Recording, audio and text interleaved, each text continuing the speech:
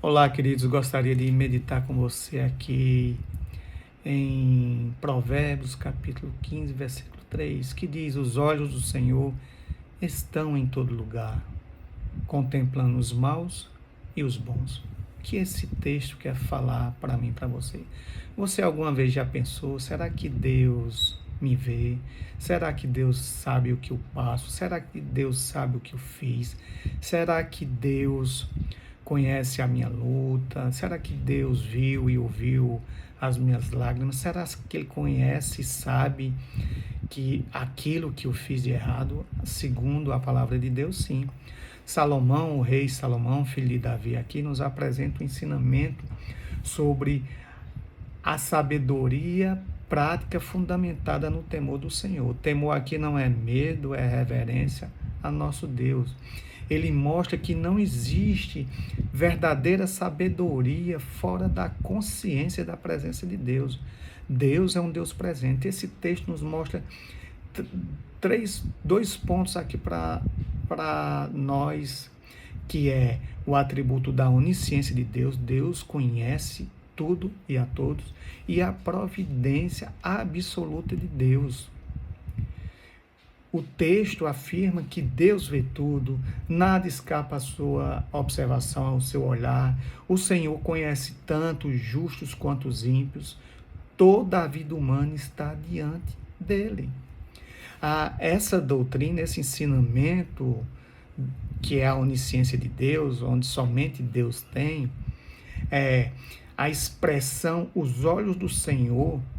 Nós podemos ficar pensando, e Deus tem olhos? Deus não é espírito? Sim. Deus, na sua onisciência, onipresença e onipotência, Deus contempla perfeitamente, vê perfeitamente todas as coisas.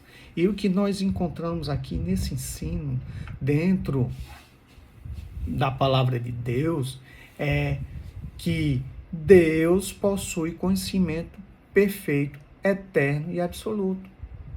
Dentro da sua onisciência, Deus conhece pensamentos, intenções, palavras, ações, motivações ocultas. Nada está escondido diante dele. E aí o salmista fala, Salmo 139, versículo 4, ainda a palavra me não chegou à língua, e tu, Senhor, já conhece toda. Ou seja, Deus é tão soberano e onisciente que antes que nós venhamos a falar, ele sabe precisamente o que nós iremos falar. Sobre a soberania de Deus sobre toda a criação, Provérbios 15, 3, nos revela a providência divina. Deus não apenas vê o mundo, ele governa o mundo.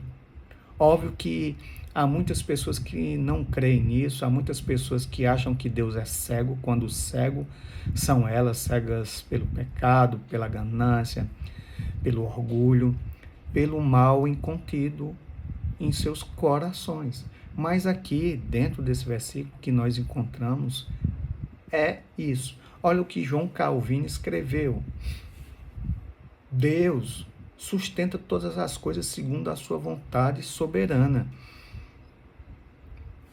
Nada acontece senão pelo secreto conselho de Deus.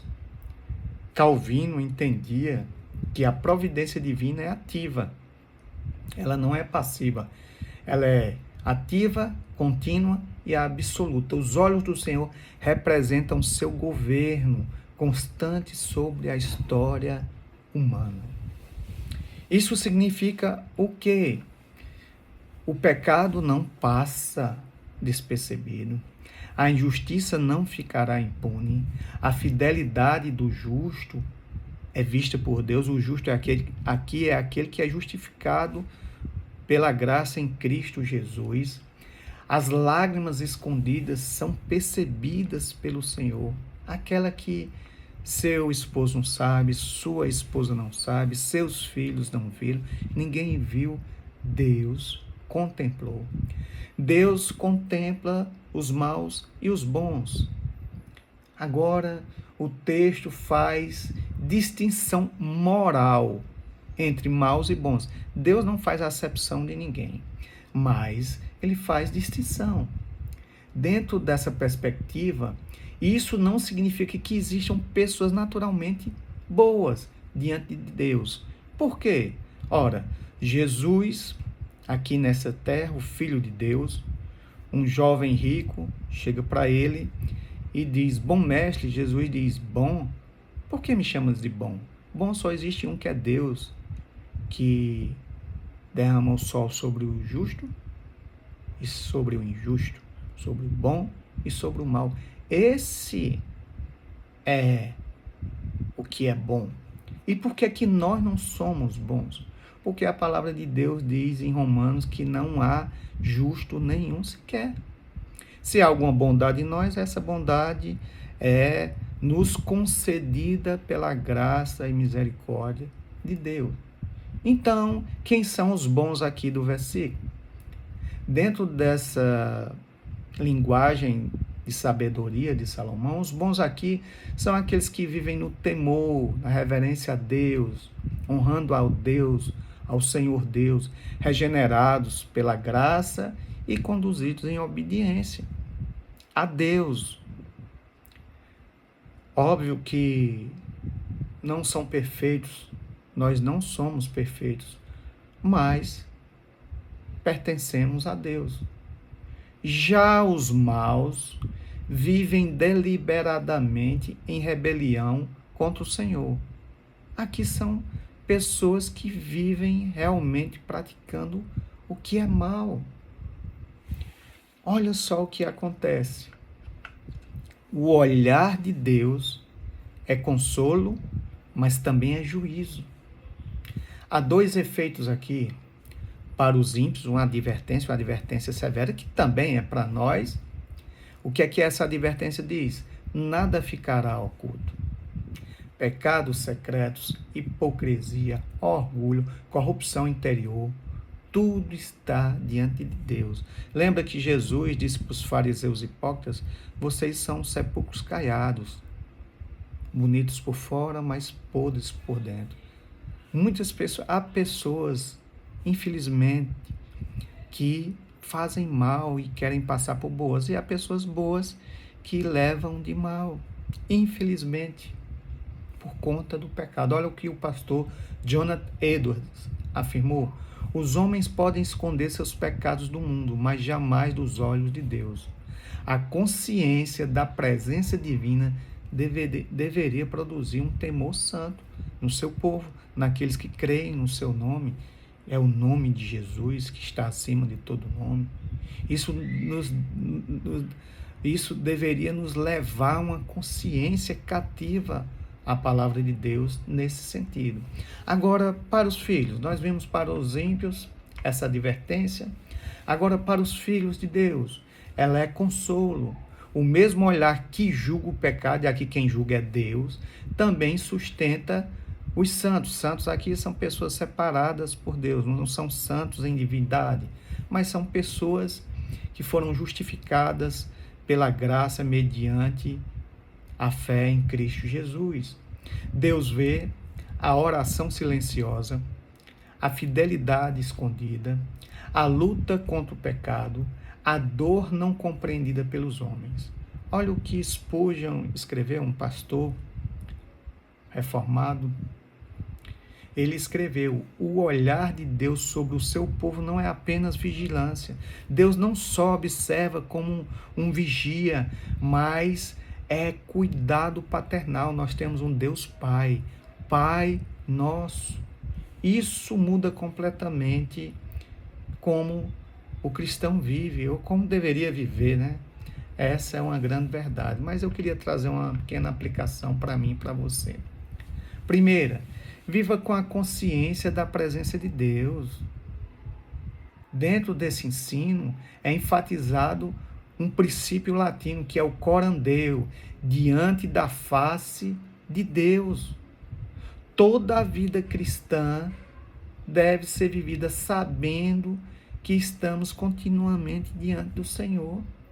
Não apenas em um culto, não apenas em uma igreja, não apenas em qualquer lugar, mas em todo lugar. A presença de Deus é real. Segundo ponto, abandone a vida dupla. Provérbios 15:3 destrói a ideia de um cristianismo superficial. Podemos esconder coisas das pessoas, mas nunca de Deus. Impossível. Isso para nós que cremos. Há pessoas que não creem. Mesmo assim, Deus não muda. Ele sabe, ele conhece. Ele contempla intenções. Às vezes a gente faz as coisas com a intenção certa, da forma errada, e às vezes a gente faz a coisa da forma errada com a intenção certa.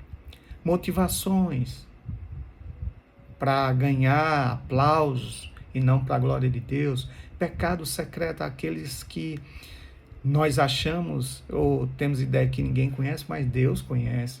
E desejos do coração, onde todos nós temos. Outro ponto, permaneça fiel mesmo quando ninguém vê. Por quê? Muitas vezes você e eu sofremos invisivelmente. Sua esposa não sabe, os filhos não sabem, o patrão não sabe, ninguém sabe. Mas Deus vê. Deus vê seu trabalho, sua obediência, sua perseverança, suas lágrimas. Nada passa despercebido ao Pai. Nada.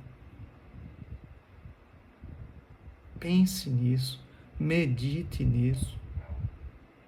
Uma conclusão é que Provérbios 15:3 nos mostra, revela um Deus soberano sobre tudo e sobre todos, onisciente, que conhece o nosso deitar e nosso levantar. O salmista diz: se eu subir o mais alto do céu, lá tu estás. Se eu descer o mais profundo do abismo, lá tu estás. Um Deus presente. Deus está onde você estiver. Clame por Ele. Ore a Ele. Ele é um Deus santo. Ele não compactua com o erro, com o pecado, com a maldade, com a violência, com o homicídio. Ele não compactua com isso. Ele não compactua com adultério, ele não compactua com o roubo, ele não compactua.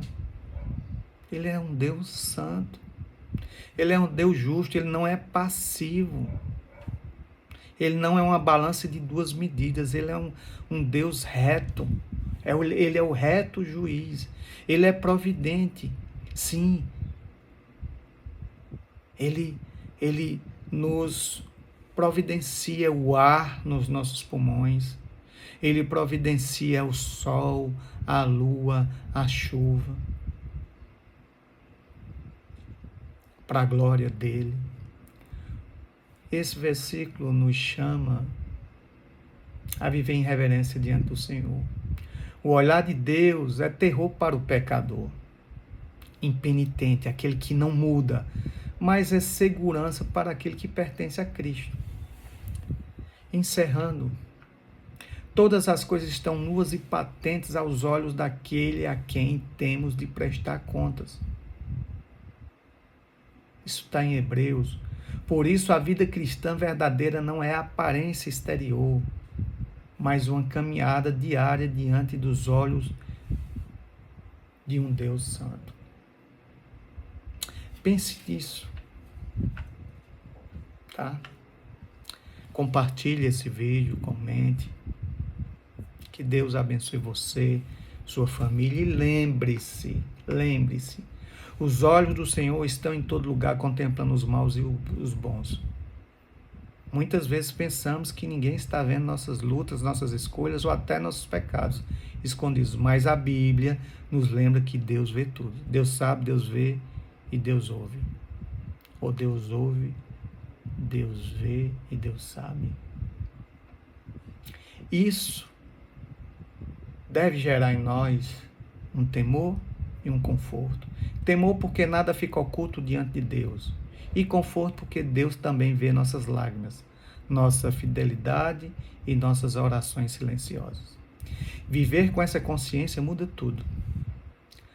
Não vivemos para a aprovação das pessoas, mas diante da presença de Deus. Viva hoje, sabendo que os olhos do Senhor estão sobre você. Deus abençoe. Até o próximo vídeo.